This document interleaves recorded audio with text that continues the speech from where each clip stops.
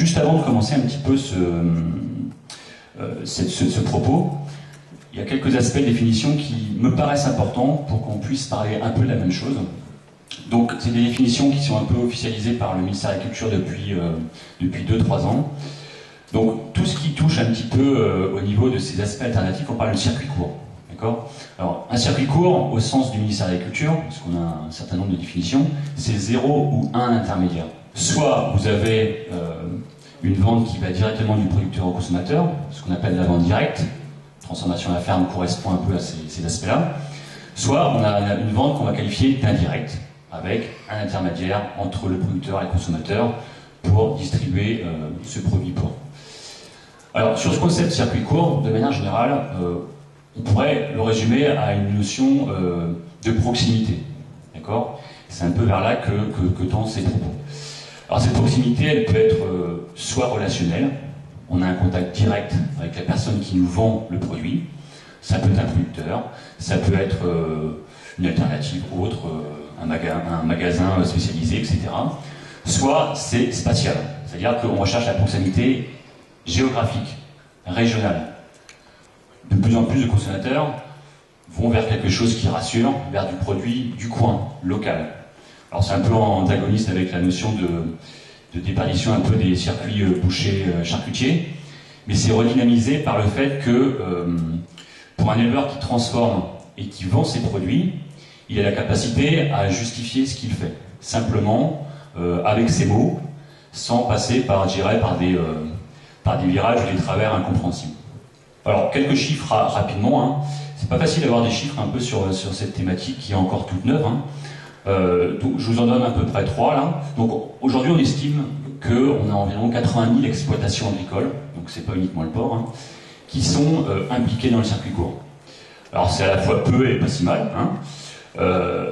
Ça veut dire aussi qu'on a de plus en plus d'exploitants, hein, je ne parle pas que du porc, je vous précise, qui sont concernés par la commercialisation de leurs produits. Ça, c'est quand même quelque chose qui est intéressant et nouveau. Alors, sur ces mêmes thématiques, bon, ça date de 2005, c'est censé être mis à jour 2011, donc résultat 2012. On avait à l'époque 16% d'exploitations agricoles qui faisaient de la vente directe, donc zéro intermédiaire, du producteur au consommateur. Il est évident que ce chiffre va être nettement plus fort en 2012. On n'a pas encore ce pourcentage, mais je peux vous le garantir. Et enfin, le dernier chiffre qui est somme toute intéressant, ça montre qu'en 10 ans, alors 10 ans c'est de 98 à 2008, donc ça rejoint les propos de Vincent, la consommation de produits dits circuit court a augmenté de 18%. Voilà. Donc ça vous montre un peu le dynamisme de ces canaux de distribution alternatifs. Alors, pareil, pour votre information et pour situer un peu la vente directe, d'accord, on avait fait des enquêtes en 2008 au niveau de l'Institut, qui sont renouvelées en 2012-2013. On a fait une sorte de typologie qui correspond à 45 exploitations françaises de porcs qui vendent directement chez eux ou au marché. On avait réussi à ressortir un peu trois groupes. Alors, pour caractériser les exploitations qui distribuent à la ferme, c'est pas simple. C'est très hétérogène. On a réussi à en sortir un petit peu, où on montre que, sous l'angle proportion de porcs transformés par rapport aux porcs produits, on avait donc des exploitations qui transformaient moins de 50% de leurs produits, qui étaient plus éleveurs.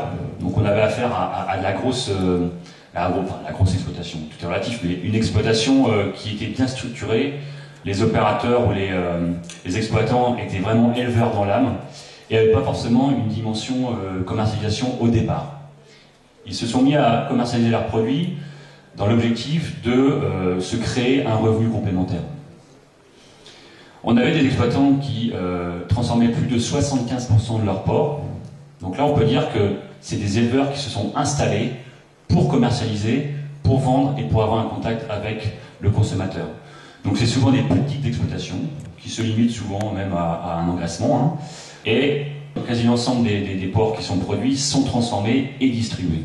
Donc on avait un groupe intermédiaire qui était un peu fourre-tout, on peut le dire, qui montrait, et qui était intéressant, qui montrait un peu justement cette difficulté à caractériser, à mettre dans des cadres aussi ces populations-là. Alors sur cette étude, on avait réussi à sortir quelques chiffres où on indiquait quelques ratios un peu d'activité. Bon, c'était aussi pour votre information, mais on montrait notamment qu'une personne seule, donc un exploitant seul, pouvait transformer et vendre 3 porcs par semaine. Sur les conclusions, ce qui avait le plus intéressant dans la vie, on avait montré quand même que plus l'activité transformer, vendre, commercialiser ses produits était au cœur de l'activité, plus l'éleveur qui se lançait dans cette aventure, je dirais, s'en sortait bien. Donc ça, c'est quand même important. C'est-à-dire qu'on peut être très bon éleveur, mais être un commerçant très mauvais. D'accord ? C'est pas parce qu'on a des produits, je dirais, de qualité qu'on va réussir à les vendre. Être commerçant, ça s'improvise pas. C'est une vraie démarche. Il faut bien sûr croire en ses produits, mais il faut savoir vendre. Dans cette enquête, il y avait quelques éleveurs qui avaient du mal justement à se lancer à vendre et justifier la qualité de leurs produits. Alors sur les atouts et les limites, donc un panel rapide. Donc voilà, il faut un profil éleveur, transformateur, vendeur. Voilà, c'est comme ça que généralement ça fonctionne. Il faut une gamme de produits digne de ce nom. Gamme de produits, oui, mais pas se laisser non plus, on va dire, impacté par les demandes des consommateurs. Et à la fin, on se retrouve avec 80 produits. Bonjour l'hétérogénéité par moment. L'autre paramètre, c'est la fixation des prix. Si vous démarrez mal à fixer vos prix, vous êtes foutu.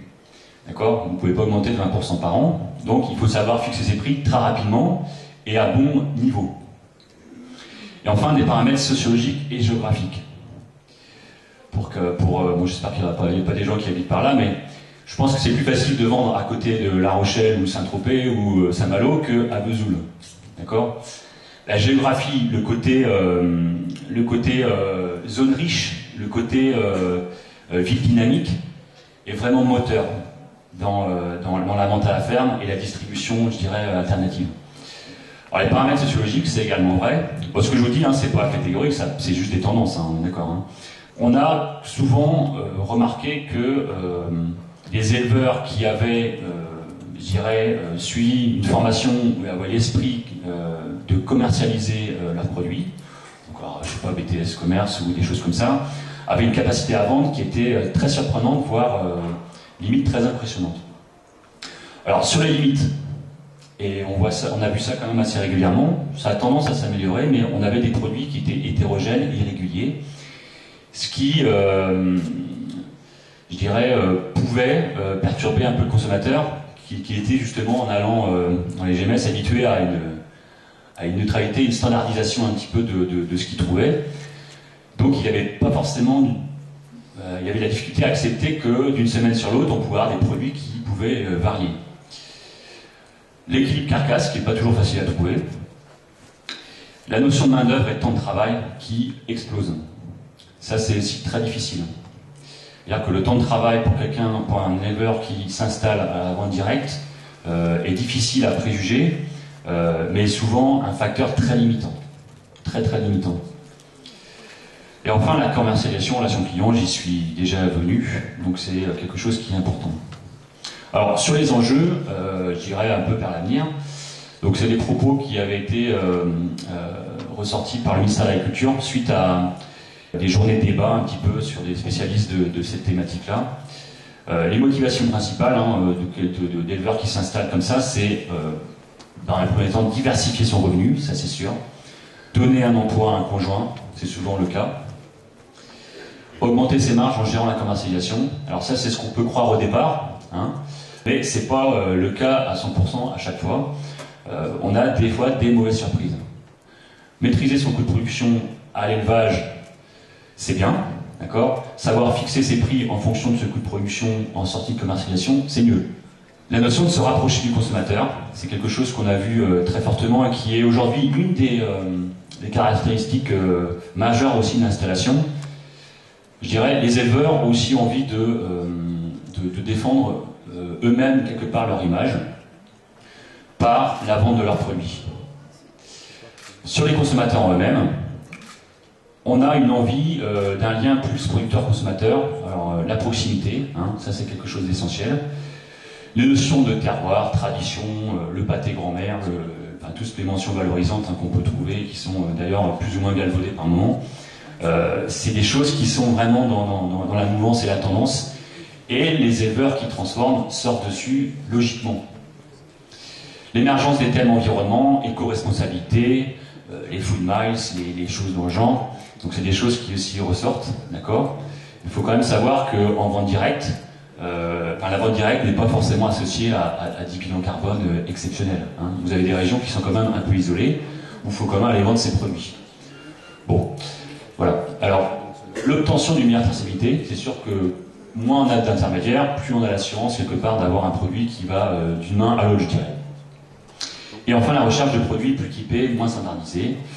Donc je dirais que ça évolue aussi avec le poids des carcasses matières premières avant transformation. Le consommateur qui va dans ces réseaux-là accepte des volumes, de la présentation, des produits peut-être plus persillés, etc.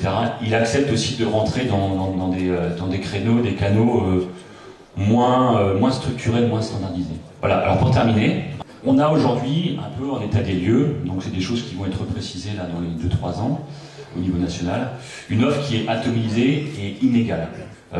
C'est vraiment quelque chose qui est vraiment à noter. Sur l'activité commerciale et économique, c'est quand même plutôt faible, d'accord? C'est un peu éparse. Quand vous allez dans une région, vous ne savez pas forcément où aller pour aller chercher ces produits. Donc on voit émerger des sites internet de recensement un peu d'éleveurs qui transforment, etc. Donc ça commence à émerger, à se structurer, mais ça reste très léger pour l'instant. Sur la connaissance du consommateur circuit court, elle est malgré tout limitée, d'accord. Si vous parlez un peu avec des éleveurs qui transforment et qui vendent leurs produits, ils ont du mal des fois à cerner leurs clients. C'est le voisin du coin, donc peut-être plus rural, et finalement d'un seul coup vous avez de l'urbain qui vient, pas systématiquement toutes les semaines, de temps en temps. Alors vous avez des difficultés à caractériser le consommateur et donc derrière faire des produits adaptés. Les plus, donc répondre à une tendance, ça on sait faire aujourd'hui, les éleveurs savent faire aujourd'hui, prise en main commerciale par le producteur, ça commence à être de plus en plus vrai.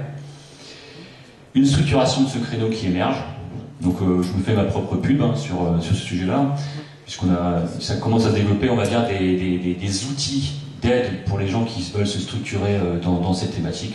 Donc j'ai mis Circuitsim, qui est un logiciel qu'on a créé sur la simulation prévisionnelle de ce genre de créneau. Mais c'est également vrai au niveau du suivi technique, je dirais, où on a des techniciens de diversification qui sont de plus en plus aussi structurés dans leur activité. Voilà. Donc, bon, on ne peut pas dire non plus beaucoup de choses en 10 minutes, mais c'est aussi pour vous donner un peu une tendance globale de la situation.